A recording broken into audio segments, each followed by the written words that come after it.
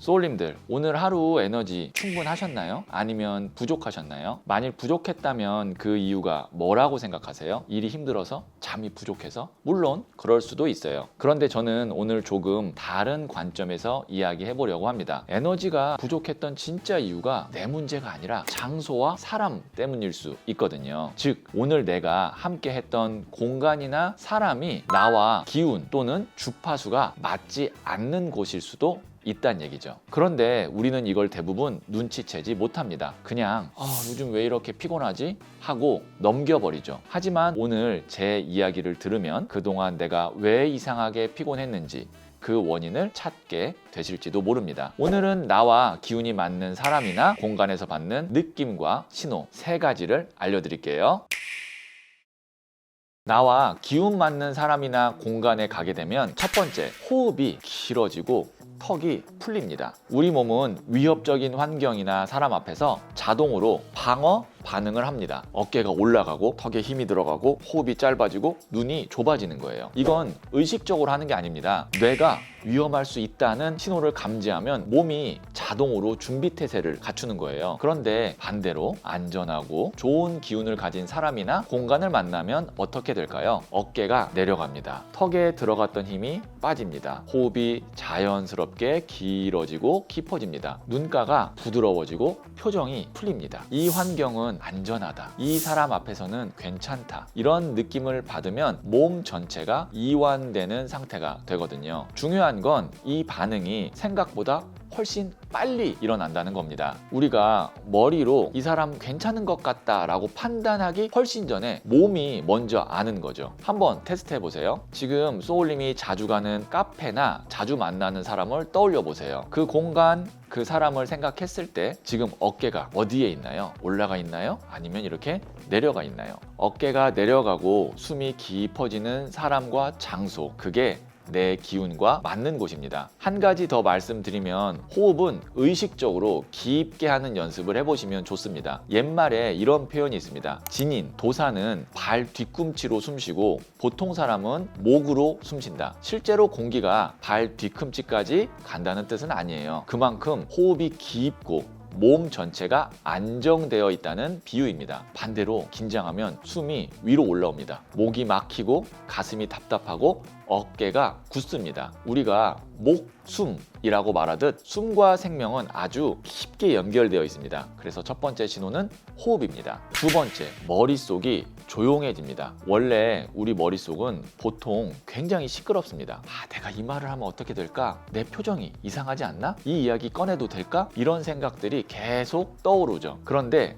이 내면의 소음이 갑자기 줄어드는 순간이 있습니다. 어떤 사람과 마주 앉아 있거나 옆에 있을 때 그냥 별 생각 없이 조용히 앉아 있을 수 있는 느낌. 어떤 공간에 들어섰는데 갑자기 머릿속에 웅웅 거리던 생각들이 갑자기 잠잠해지는 느낌. 이게 바로 좋은 기운의 신호입니다. 왜 그럴까요? 우리가 경계하고 있을 때 에너지를 가장 많이 쓰는 곳이 바로 감시입니다. 이 사람이 나를 어떻게 볼지, 이 상황이 어떻게 흘러갈지 끊임없이 모니터링 하는데 에너지를 쓰는 거예요. 그게 바로 머릿속 소음입니다. 요즘 세상에는 믿고 편안하게 머물 수 있는 것보다 경계하고 주의해야 할 사람과 상황이 많아졌습니다. 그래서 머릿속 소음이 어느새 그냥 보통 상태가 되어버린 경우가 많아요. 그런데 좋은 기운을 가진 사람이나 공간 앞에서는 그 감시가 조금씩 필요 없어집니다. 내 몸이 이렇게 느끼는 거죠. 여기는 안전해. 지금은 계속 감시하지 않아도 돼. 그러면 내 에너지가 감시에서 현재로 돌아옵니다. 지금 이 순간에 집중할 수 있게 되고 대화가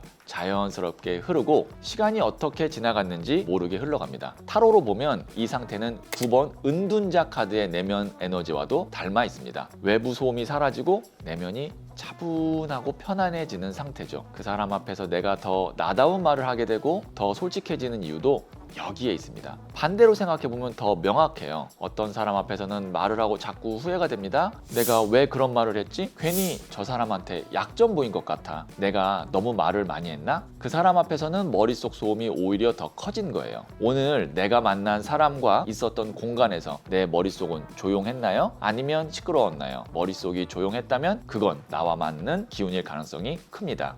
세 번째, 시간 감각이 달라집니다. 이건 가장 신기한 신호일 수도 수도 있습니다. 두 가지 방향이 있어요. 그 중에 첫 번째는 시간이 빠르게 흐르는 느낌입니다. 그 사람과 3시간을 있었는데 30분처럼 느껴지고, 그 공간에 1시간 있었는데 눈 깜짝할 사이에 지나간 느낌. 나올 때 나도 모르게 벌써? 라는 말이 자연스럽게 나오는 거죠. 두 번째는 반대로 시간이 멈춘 것 같은 느낌입니다. 그 공간에 들어서는 순간 밖에 있던 걱정이나 일상이 멀어지고 그냥 지금 이 순간만 있는 것 같은 느낌. 시간의 결이 달라진다는 표현이 맞을 것 같아요. 억지로 버티는 시간은 길게 느껴지고 나와 맞는 시간은 부드럽게 흘러갑니다. 심리학에서도 깊은 몰입 상태에 들어가면 시간 감각이 달라진다고 말합니다. 그만큼 몸과 마음이 과하게 경계하지 않고 지금 이 순간에 자연스럽게 머물 수 있을 때 우리는 깊이 몰입하게 되는 거예요. 반대로 에너지가 막히거나 소진되는 관계에서는 시간이 더디게 느껴집니다. 30분이 3시간처럼 느껴지는 거죠. 그런 경험 다들 한 번쯤 있으실 거예요. 한 가지 더 말씀드릴게요. 좋은 기운이 있는 공간이나 사람과 함께한 뒤에는 이런 느낌이 남습니다. 몸은 피곤한데 마음은 충전된 느낌. 예를 들어 좋은 친구를 오래 만나고 집에 돌아왔을 때 몸은 조금 지쳤는데 이상하게 기분은 좋고 뭔가 다시 해볼 수 있을 것 같은 느낌이 들 때가 있잖아요. 그게 좋은 기운을 받은 겁니다. 반면에 기운이 맞지 않는 공간이나 사람 앞에서는 다릅니다. 나오는 순간부터 힘들다, 빨리 집에 가고 싶다, 뭔가 빼앗긴 것 같다, 이런 느낌이 듭니다. 오늘은 나와 기분이 맞는 사람이나 공간에서 받는 느낌과 신호 3가지를 말씀드렸습니다. 첫 번째, 호흡이 길어지고 턱이 풀립니다. 두 번째, 머릿속이 조용해집니다. 세 번째, 시간 감각이 달라집니다. 중요한 건 이 3가지는 억지로 만들어낼 수 없다는 겁니다. 좋은 기운 앞에서는 저절로 나타나는 신호들이에요. 그래서 이 신호들은 거짓말을 잘 하지 않습니다. 머리로는 이 사람 좋은 것 같아 라고 생각해도 몸이 긴장하고 있다면, 머리로는 이 공간이 좋아 보여 라고 판단해도 시간이 더디게 흐른다면 그때는 몸의 신호를 한번 믿어보셔야 합니다. 우리는 너무 오랫동안 머리의 판단을 믿고 몸의 신호를 무시하면서 살아왔거든요. 오늘은 여기까지이고요. 잘될 운명으로 가는 힌트를 얻으셨다면 구독, 좋아요 부탁드릴게요. 잘 될 운명으로 갑니다.